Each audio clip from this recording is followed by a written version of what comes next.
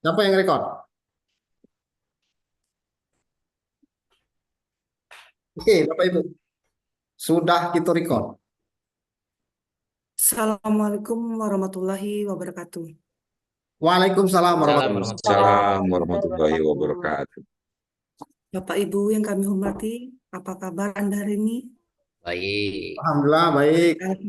Alhamdulillah.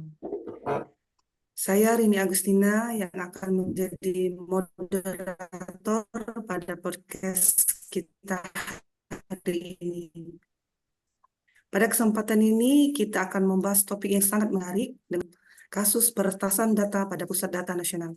Sebelum kita memulai, marilah kita membaca doa bersama sesuai dengan kepercayaan masing-masing. Doa mulai.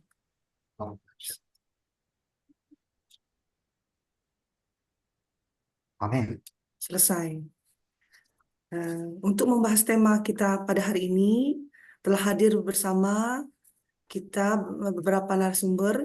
Narasumber yang pertama itu Pak Andi Wijaya, SA MSc. Selamat malam Pak Andi. Selamat malam, Ibu Rini. Narasumber kita yang kedua, Ibu Kiki Sumarce, SE, MSI. Selamat malam, Ibu Kiki. Malam Ibu Rini.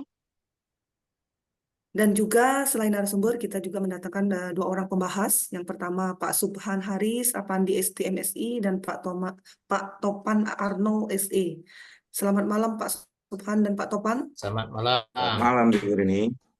Oke, untuk menghemat waktu, langsung saja kita persilakan kepada narasumber yang pertama untuk menyampaikan topik yang akan kita bahas pada hari ini. Kepada Bapak Andi Wijaya, kami persilakan, Pak. Baik, terima kasih Ibu Moderator, Ibu Rini Agustina.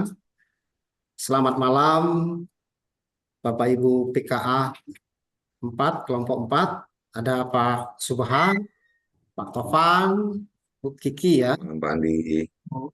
Rini sebagai moderator. Bapak Ibu semua, Alhamdulillah malam ini kita berhasil melaksanakan tugas kita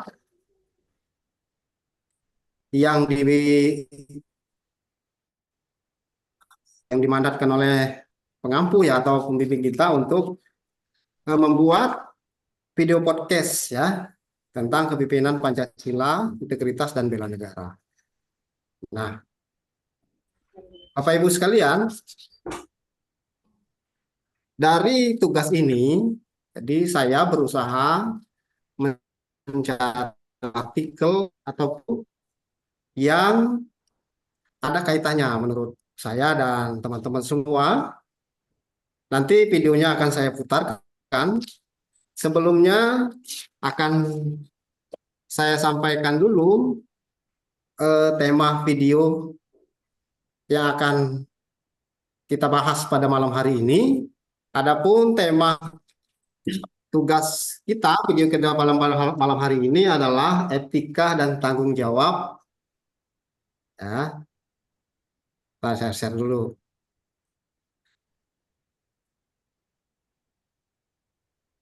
Bisa dilihat Bapak Ibu? Ya, Bu. Jadi saya mengambil tema etika dan tanggung jawab pemimpin dalam kasus petasan data nasional atau PDN. Nah, tema ini saya ambil dari salah satu media nasional, yaitu dari tempo.co, dari YouTube. Itu dengan judul berita pembobolan pusat data nasional karena peretasan atau keteledoran. Nah, ini link YouTube-nya kita sampaikan sini. Nah, kelompok kita, kelompok 2, ada 5 orang. Ada bisa Bapak lihat. Nah, materi atau referensi video inilah yang akan saya sampaikan pada malam hari ini.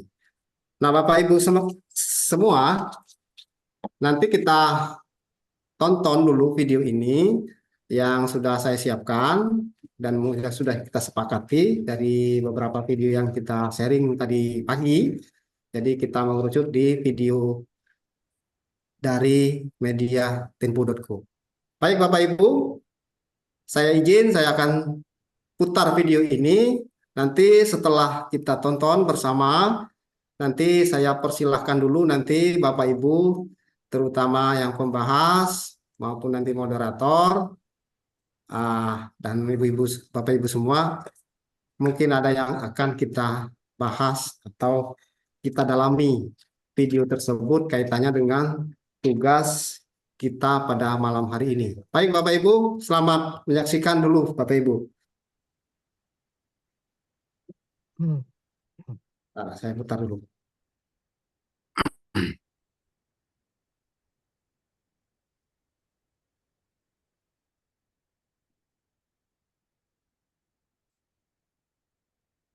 Nah, ini videonya. BSSN adalah Badan Siber dan Sandi Negara, itu sudah melakukan announce pemberitahuan ke kementerian-kementerian gitu bahwa ini akan ada hacker jenis baru ya, brain chipper gitu kan, brain chipper ransomware.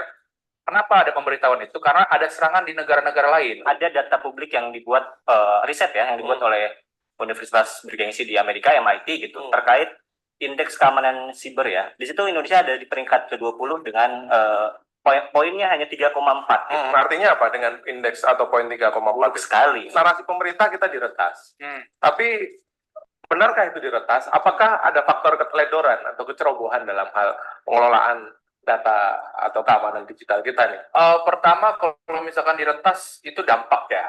Oke, dampak. Oke. Betul, ini teledornya pemerintah. Gimana? Bener nggak sih ada tebusan 8 juta dolar itu? Benar tadi seperti yang gue udah jelaskan di awal ya, hari Jumat kan dapat informasi ada permintaan uang Ya, gitu. Dan gue Raymond Nutrika. Untuk pemirsa bocor halus, jangan lupa subscribe YouTube Tempo.co. Dan kalian bisa baca lapor Nemuin udah beberapa orang. Nah, oke. betul ini teledornya pemerintah. Gimana? Jadi ketika ini nggak bisa masuk Kang dengan ujuk-ujuk nembak langsung ke sistem Oke. gitu ya. Karena kalau misalkan itu pasti ketahuan nih, misalkan datanya atau apa namanya lalu lintas data itu pasti ketahuan. Tiba-tiba kalau udah masuk ada yang tinggi segala macam dan itu bisa diantisipasi dengan program-program yang mereka punya, seharusnya seperti itu. Nah, mereka bilang yang ini sangat kuat kemungkinan diplomasi itu adalah ini ada orang yang mengklik link phishing istilahnya ya, yang melakukannya di dekat satu area itu ya, satu server lah istilahnya di situ, dan akhirnya si ransomware ini masuklah ke PDNS gitu. Oke. Nah, informasi awalnya itu kita cek ke berbagai narasumber, termasuk gua juga berdiskusi lah sama pejabat di Telkom ya, dia bilang ya kita mengindikasinya seperti itu begitu. Oke, ada keteledoran itu ya. Lalu juga kita kemarin ketemu berbagai pejabat di Kominfo ya, dia menjelaskan juga bahwa memang ini ada dugaan sementara yang seperti tadi dibilang adalah yang pertama dari vendor yang pemenang vendor sendiri Surabaya, lalu yang kedua adalah dari salah satu kementerian begitu. Oke, apa indikasi keteledoran atau kecerobohan lah? Nah, Bapak Ibu, saya masuk di sini. Jadi dari hasil berita ini, penilaian saya bahwa antar lembaga itu saling melempar tanggung jawab. Nah, jadi kesannya saling menyalahkan. Jadi tanggung jawabnya itu tidak jelas. Jadi seperti itu. Nanti kita tonton lagi Bapak Ibu. Karena gue mengamati bahwa kita redaksi Tempo sebenarnya sudah mendapatkan informasi ya bahwa ada potensi serangan sebelum pemerintah resmi mengumumkan bahwa pusat data kita diserang oleh atau mendapatkan serangan hacker dan masuk ransomware ini. Benar nggak tuh? Benar. Jadi kita dapat info pertama kali itu di hari Jumat, padahal di hari Jumat minggu lalu. Tanggal berapa itu? Sebentar, Lihat aja. Jumat itu tanggal 21 Juni. Oke. Kan imigrasi pertama kali adalah down itu tanggal 20 kan. Oke. Tapi di tanggal-tanggal itu pemerintah belum mengakui, mereka kan baru mengakuinya di hari Senin tanggal 24 gitu. 3 hari setelahnya. Gitu. Jadi kita dapat info lah bahwa ini kita dihack nih dan minta tebusan 8 juta dolar begitu. Jadi di situ Menkominfo meminta Telkom untuk segera membenahi segala macam ya begitu. Dan kemarin juga kita wawancara sama Menkominfo, dia bilang memang di hari Jumat dia lagi di Singapura gitu sampai lupa makan apa gitu. makan dia bilang mau makan gara-gara diberitahu serangan ini. Disuruh rapat segala macam, akhirnya dia rapat selama 1,5 jam di sana ya di Singapura begitu. Intinya mereka meminta harus ini diinvestigasi dan segera diselesaikan begitu, Rika. Oke. Data yang paling utama Dan buat mereka. jauh sebelum tanggal 20 sebetulnya itu BSSN adalah Badan Siber dan Sandi Negara, itu sudah melakukan announce pemberitahuan ke kementerian-kementerian gitu Oke. bahwa ini akan ada hacker jenis baru ya, Brainchipper gitu kan, Brainchipper ransomware. Kenapa ada pemberitahuan itu? Karena ada serangan di negara-negara lain. Contohnya adalah di Amerika, tanggal 16, tanggal 17 Juni 16 kemarin. Juni. Gitu. Nah, itu sudah Sebarkan ke kementerian lembaga. Kementerian lembaga. Nah, banyak yang menduga bahwa memang antara rentan waktu itu mereka nggak melakukan mitigasi apa-apa. Makanya kenalah PDNS ini di Surabaya itu. Oke. Nah, yang menarik adalah bagaimana situasi sekarang itu agaknya berbanding lurus nih dengan temuan-temuan riset-riset yang independen ya terkait digital security atau keamanan digital di Indonesia gitu. Nah, lo punya informasi apa nih Gi, soal situasi keamanan digital kita hari ini tuh seperti apa? Ya, benar Kang. Ada data publik yang dibuat riset ya, yang dibuat oleh Universitas bergengsi di Amerika, MIT gitu, terkait indeks keamanan siber ya, di 20 negara paling ekonominya Paling bagus lah ya, dan Indonesia ada di dalam 20 negara itu. Nah, yang menarik memang dan bisa ditebak, Indonesia itu ada di ranking terbawah dalam 20. Ini tahun 2023 ya. Terbaru, cukup baru ya. 2024 belum keluar. Di situ Indonesia ada di peringkat ke-20 dengan poinnya hanya 3,4. Artinya apa dengan indeks atau poin 3,4? Buruk sekali. Keamanan digital Indonesia, siber Indonesia sangat buruk sekali. Jadi mereka ini memberi ada sekitar 4 indikator ya, dan beberapa di antaranya itu seperti. Nah, Bapak Ibu semua, jadi dari pembahasan dari Media Tempo ini memang di tanggal 20 Juni itu sudah ada informasi dari BSN, jadi Badan Pusat Sandi Negara ya, bahwa akan ada hacker. Tapi sayangnya lembaga yang menjadi pusat data ini Kominfo, Pak ya. Kominfo tidak siap dalam merespon berita ini, Bapak Ibu. Akhirnya pusat data kita kena. Jadi yang terdampak itu yang heboh itu di imigrasi, Bapak Ibu. Jadi di imigrasi itu semua datanya blank. Kemudian di Kementerian Pendidikan terkait penerimaan siswa, dan juga kalau di Banyuasin Bapak Ibu yang terdampak itu di PTSP, jadi down servernya. Kemudian di Dinas Capil, khususnya di tempat-tempat pelayanan ya. Jadi pusat data ini kena serang ini luar biasa. Jadi pemerintah tidak siap dalam membackup-nya. Informasi yang saya baca itu backupnya ada tapi secara manual. Manual ini membutuhkan waktu yang cukup lama Bapak Ibu. Jadi harusnya menurut ahli-ahli IT itu selain kita ada backup servernya atau tempat penyimpanan data lagi yang kita punya. Jadi setelah data itu kena hack, kita bisa recovery secepatnya. Bapak Ibu, kita lanjutkan video ini atau kita masuk mungkin pembahasan dulu? Gimana Bapak Ibu? Saya tawarkan dulu pada Bapak Ibu. Video kita rasa sudah jelas Pak Andi. Kita langsung ke pembahasan. Mungkin kita langsung pembahasan saja, Pak Andi. Baik, Bapak Ibu. Saya tutup dulu videonya ya. Nanti kan sudah juga kita tonton bersama-sama sebelum kita mulai di sesi podcast ini. Baik, Bapak Ibu. Videonya saya close dulu. Ya.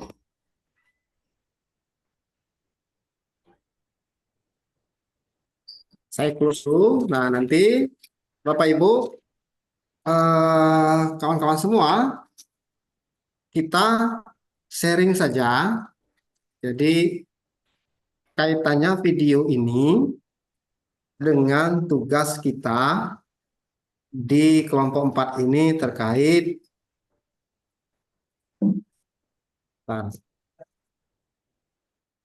kepemimpinan integritas dan bela negara. Nah, tema yang kita ambil pada malam hari ini yaitu tentang etika dan tanggung jawab kepemimpinan dalam kasus peretasan data nasional. Jadi nanti saya persilakan teman-teman, Bapak Ibu semua. Selain saya nanti ada juga narasumber Ibu Tiki yang mungkin nanti bisa membantu untuk menjelaskan mungkin nanti atau menambahkan, dan pembahas juga ada 2, nanti kita sharing saja, kita kupas, mungkin ada pertanyaan atau saran atau masukan terkait video ini dengan tugas kita. Jadi kalau saya ambil kesimpulan dari video ini secara pribadi, ini rasa tanggung jawab untuk mengamankan data pribadi ini antar kementerian lembaga belum terjalin dengan maksimal. Jadi koordinasinya, tanggung jawab, kesannya saling lempar. Mungkin itu dari saya, Ibu, untuk membuka atau pengantar sebagai artikel video yang saya ambil untuk materi tugas kita. Saya kembalikan ke Ibu Rini sebagai moderator. Baik, terima kasih Pak Andi Terima kasih. telah menyampaikan materinya. Baiklah, Bapak Ibu sekalian, telah kita dengarkan bersama paparan dari narasumber pertama. Selanjutnya kita masuk sesi pembahasan. Di sini pembahas pertama itu ada Pak Topan Arnold SE. Bagaimana Pak menurut Bapak setelah mendengarkan dan menonton video kasus peretasan data dan serangan ransomware yang menimpa PDN Indonesia? Silakan Pak. Terima kasih Bu Rini.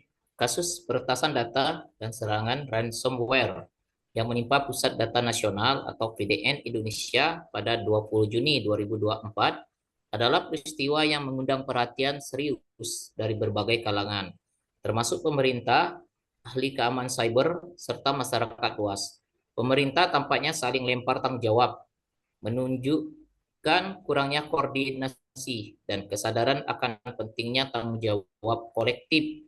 Dalam konteks kami ingin bertanya kepada narasumber. 1. Tentang pentingnya etika dan tanggung jawab pemimpin dalam menyikapi kasus ini. Kepada Bapak Andi Wijaya, kami persilakan untuk memberikan tanggapan. Terima kasih. Silakan Pak Andi Wijaya untuk menjawab dari pertanyaan Pak Topan. Silakan.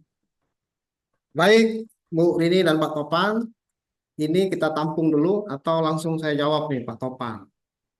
Langsung saya jawab. Langsung saja Pak, biar kita lebih mengingat waktu. Baik. Nanti ada narasumber selanjutnya dan pembahas yang selanjutnya juga. Baik Bapak Ibu, Pak Topan, saya coba akan menjawab ya. Terima kasih. Tadi apa tadi itu Pak Topan? Tentang pentingnya etika dan tanggung jawab pemimpin dalam menyikapi kasus ini. Baik, poinnya pentingnya etika dan tanggung jawab pemimpin dalam menyikapi kasus yang ada di video tadi ya. Ya. Baik, jadi kalau menurut filosof Emmanuel Levinas, jadi pemimpin sejati adalah mereka yang mengutamakan kepentingan yang lain dalam tanda kutip di atas kepentingan pribadi dan golongan. Jadi mengutamakan kepentingan umum, bukan pribadi. Jadi seorang pemimpin harus melayani masyarakat luas, memastikan kesejahteraan dan keamanan mereka, serta berpegang pada prinsip etika dan tanggung jawab. Etika dalam kepemimpinan tidak hanya berkaitan dengan integritas dan kejujuran, tetapi juga dengan tanggung jawab untuk melindungi data dan informasi yang dipercayakan kepada organisasi atau institusi. Itu menurut pemikiran saya, Pak Topan, Ibu semua, Pak Haris, Pak Bu Kiki, dan Bu Rini. Nanti mungkin ada bisa ditambahkan oleh narasumber lain atau pembahas lain. Baik. Baik. Terima kasih Pak Andi. Mungkin untuk dari pembahas kedua, Pak Subhan Haris Afandi, ada tanggapan Pak terkait topik yang kita diskusikan pada malam hari ini. Silakan Pak Subhan Haris. Terima kasih Bu Rini, Bapak, Ibu-ibu sekalian.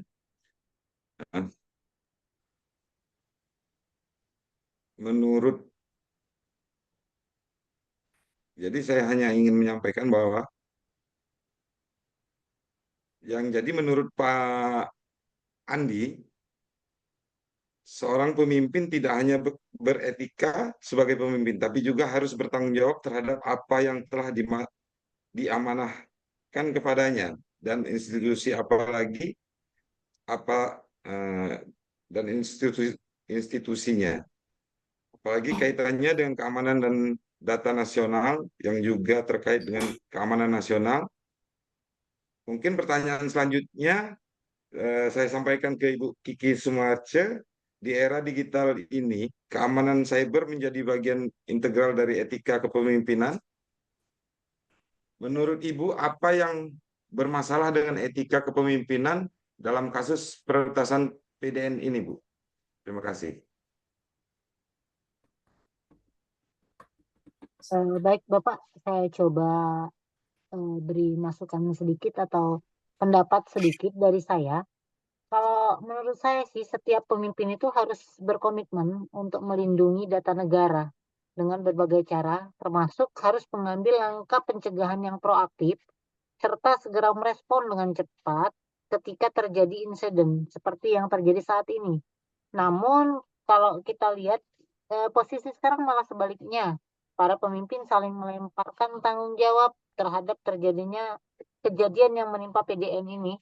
Tanggung jawab pemimpin bukan hanya pencegahan, tapi juga merespon setiap serta bertanggung jawab untuk memastikan informasi yang disampaikan ke masyarakat itu menjadi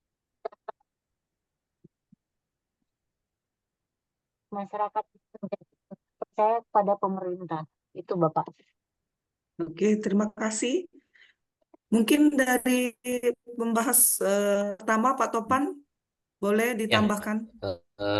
Yang saya cermati dari berita-berita yang berkembang akhir-akhir ini, bahwasannya tidak ditemukan solusi jangka pendek untuk memulihkan data dan belum ada langkah-langkah strategis yang diambil.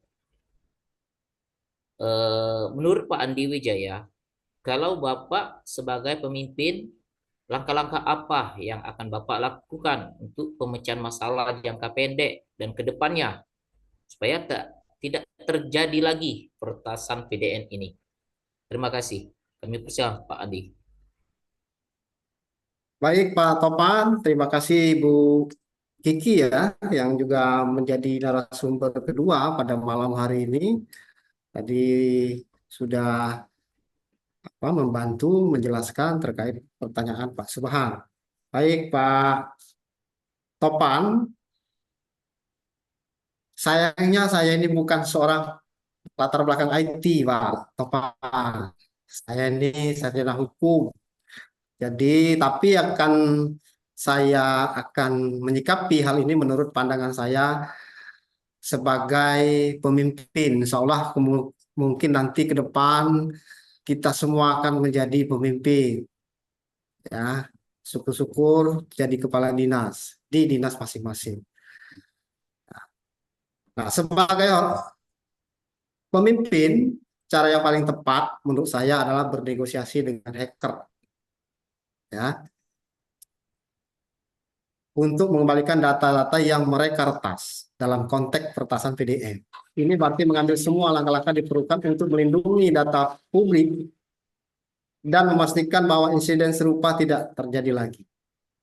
Tanggung jawab seorang pemimpin melampaui sekadar mematuhi aturan dan kode etik. Kasus peretasan PDN ini menunjukkan adanya celah besar dalam sistem keamanan nasional. Jadi ini sangat bahaya sekali Bapak Ibu menurut saya. Jadi pemerintah ke depan harus mempunyai safety atau pengaman yang sangat luar biasa terkait data yang besar tersebut. Apalagi ini merupakan data ini dipakai oleh seluruh organisasi pelayanan masyarakat. Kemudian tanggung jawab pemimpin adalah memastikan bahwa sistem keamanan cyber diperkuat untuk mencegah serangan semacam ini ke depannya. Jadi pemerintah menurut saya ke depan harus sama-sama berkoordinasi, terutama di lembaga terkait, kemudian harus bertanggung jawab apabila ada serangan ini dan cepat dalam mengatasi ataupun memulihkan kondisi dari peretasan tersebut. Nah, katanya dengan kita sebagai pemimpin di organisasi masing-masing, jadi kita harus bertanggung jawab terhadap pekerjaan kita dan tanggung jawab terhadap semua tugas-tugas kita. Kalau memang nanti ada kesalahan maupun kritikan, jadi kita harus bertanggung jawab. Demikian Bapak Topan, tanggapan atau masukan tanggapan saya dari pertanyaan Pak Topan tadi. Saya kembalikan ke Bu Sri ya, Bu Rini sebagai moderator. Ya, terima kasih Pak. Mungkin ada tanggapan dari dua pembahas.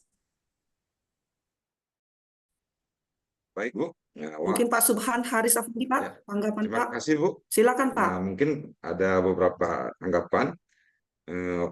Walaupun Pak Andi Wijaya sebetulnya tidak berlatar IT, namun menurut saya strategi yang Bapak miliki dapat menjamin keamanan cyber ke depannya ini, Pak. Bisa kemudian saya bisa lanjutkan pertanyaan ke Ibu Kiki lagi ini mungkin. Isu-isu yang berkembang terkait peretasan PDN, yaitu kurangnya koordinasi antar lembaga negara terkait dalam mengatasi masalah ini. Bagaimana saat pemimpin bersikap dalam menyelesaikan masalah ini, Bu? Terima kasih. Silakan Bu Kiki. Betul Bapak, kayaknya kita mencermati dan mengamati apa yang terjadi saat ini. Kayaknya memang dari pimpinan kita, baik itu kementerian, lembaga, itu kurangnya koordinasi, kurangnya pembicaraan, sehingga apapun yang saat ini terjadi menimbulkan kurangnya sistem manajemen krisis. Harusnya setiap pimpinan, baik itu pemimpin lembaga atau pimpinan kementerian, tetap berkoordinasi, terutama yang ada kaitannya dengan data nasional kayak PDN, BNSP, Kominfo, itu harus tetap berkoordinasi, Bapak. Oke, makasih Bu Kiki. Mungkin kembali lagi kita ke pembahas pertama, yaitu Pak Topan. Ada tanggapan Pak yang dari narasumber kedua ini, Bu Kiki. Silakan Pak Topan. Ya, terima kasih Bu Rini.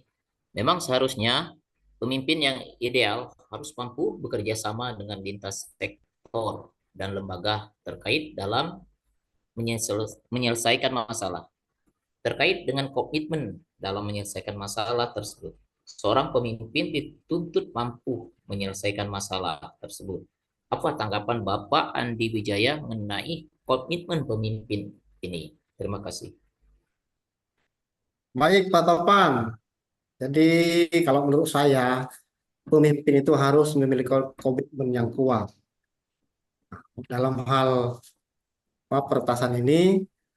Kenapa harus kuat? Karena untuk melindungi data dan informasi yang dipercayakan kepada mereka yang punya memegang kepercayaan atau amanah dari rakyat, dari kita semua. Jadi harus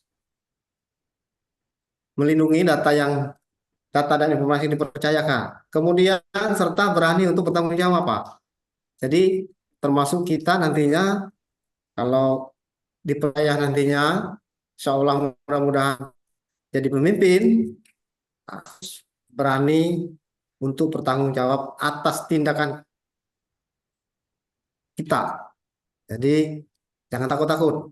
Kalau itu kita benar, kalau salah kita harus koreksi dan siap menjelaskan dan siap bertanggung jawab apa-apa yang kekurangan dari kita. Dan kemudian pemimpin sejati adalah mereka yang menjadikan yang lain sebagai tujuan akhir dari kepemimpinan mereka itu menurut saya Pak Topan ya. Jadi kaitannya dengan tugas kita ini kepercayaan, tanggung jawab, koordinasi, konsultasi, kemudian koordinasi antar lintas sektor, antar lembaga, itu akan menjadikan suatu harmonisasi pekerjaan ataupun hubungan yang bagus. Sehingga kesannya tidak sering lempar tanggung jawab ini. Sehingga ujungnya masyarakat yang menjadi korban kalau kita sering lempar. Jadi terkait data ini memang sangat vital sekali Bapak Ibu. Kalau data ini sudah bocor keluar, bahaya ini. Keutuhan negara kita ini akan menjadi taruhannya, jadi kedaulatan negara ini. Nah, ini memang menurut saya mungkin belum diantisipasi oleh pemerintah kita saat ini. Mudah-mudahan ke depan dari kejadian ini, pemerintah khususnya pemangku kepentingan baik Kominfo, BSN maupun lembaga-lembaga di pusat sana akan lebih setback lagi dalam mengamankan data nasional khususnya data penduduk. Kasihan orang-orang di seperti Kementerian Imigrasi yang mau urus paspor tidak bisa karena servernya down. Kemudian di lembaga seperti PTSP tidak bisa membuat izin usaha. Di Dukcapil juga harusnya masyarakat yang sudah datang itu harus terlayani. Tapi karena servernya down, mereka sia-sia datang. Nah, inilah memang kalau kaitannya dengan kita sebagai pemimpin nanti dari kejadian ini bisa kita ambil pelajaran, ambil hikmah agar pemimpin harus bertanggung jawab, kemudian pemimpin harus berkomitmen, berkoordinasi tentunya untuk bertanggung jawab dalam melindungi khususnya data PDN ini. Kalau di kita melindungi pekerjaan kita, Pak Ibu, supaya kita tidak jadi kesalahan di mata masyarakat. Mungkin itu Pak Topan, tambahan dari saya. Ya, terima kasih Pak Andi. Kalau mungkin ada penambahan sebagai narasumber. Kalau tidak mungkin lanjut. Masih ada dari pembahas ataupun narasumber kedua yang ingin disampaikan pada diskusi kita hari ini? Kami persilakan. Ibu, mungkin saya ada pertanyaan terakhir untuk Ibu Kiki Sumarce. Menurut Ibu, apakah peran pemimpin sangat sentral sebagai penyebab kejadian ini dan untuk menyelesaikan masalah ini? Tentu Bapak, pemimpin itu kan yang sangat sentral. Peran mereka sangat kuat. Dengan kejadian seperti ini, kita akan menganggap bahwa pimpinan itu sangat teledor dan tidak mementingkan kepentingan negara, hanya mementingkan kepentingan pribadi. Sebab kan data itu sangat vital, Pak. Sehingga kalau kita melihatnya sekarang mereka saling lempar tanggung jawab dengan adanya kejadian ini, seharusnya kan tidak begitu. Harusnya mereka segera mengambil tindakan dengan langkah-langkah kondusif, gimana agar data itu tidak sampai mengganggu hajat hidup masyarakat lah, sehingga masyarakat menjadi tenang dan tidak menjadi masyarakat tidak berpandangan picik terhadap pemerintah. Itu aja Bapak. Terima kasih Bu Kiki. Ada lagi? Mungkin yang terakhir dari tanggapan dari Pak Topan Arnold. Kami persilakan Pak. Dapat saya simpulkan dari pembicaraan ini bersama Pak Andi, bahwasannya peran pemimpin sangat sentral dalam kasus ini, baik sebagai penyebab masalah maupun sebagai problem solving.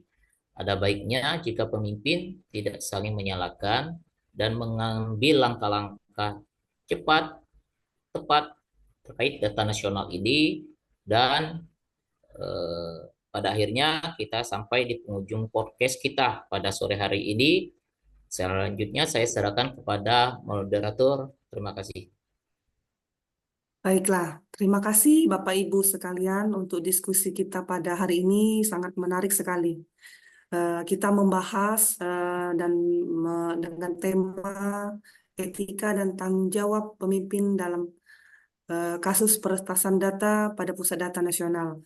Jadi dari diskusi kita sudah dibahas oleh narasumber dan juga pembahas, itu dapat kami tarik kesimpulan bahwa sebagai berikut. Yang pertama, keamanan siber merupakan masalah yang sangat konflik, bukan hanya sekedar masalah teknis saja, sebab serangan tersebut berdampak sangat luas, baik bagi keamanan serta kedaulatan negara. Yang kedua, dalam konteks kepemimpinan, bahwa pemimpin di Indonesia harus memastikan bahwa mereka harus melayani kepentingan publik dengan tulus, jujur, amanah, dan proporsional. Ini berarti mengambil langkah-langkah proaktif untuk melindungi data, merespon insiden dengan transparansi dan efisiensi, serta bekerja sama dengan beberapa pihak untuk memastikan keamanan data nasional. Bapak Ibu, semoga permasalahan ini dapat segera diselesaikan dan tidak terjadi lagi di masa yang akan datang. Terima kasih. Sampai di sini podcast kita pada malam hari ini. Semoga bermanfaat dan bisa menjadi pelajaran bagi kita semua dan menerapkan jiwa kepemimpinan kita dalam lembaga dan instansi kita masing-masing. Mohon maaf atas kekurangan. Saya tutup dengan wabillahi taufiq wal hidayah. Wassalamualaikum warahmatullahi wabarakatuh. Waalaikumsalam Waalaikumsalam warahmatullahi wabarakatuh. Terima kasih.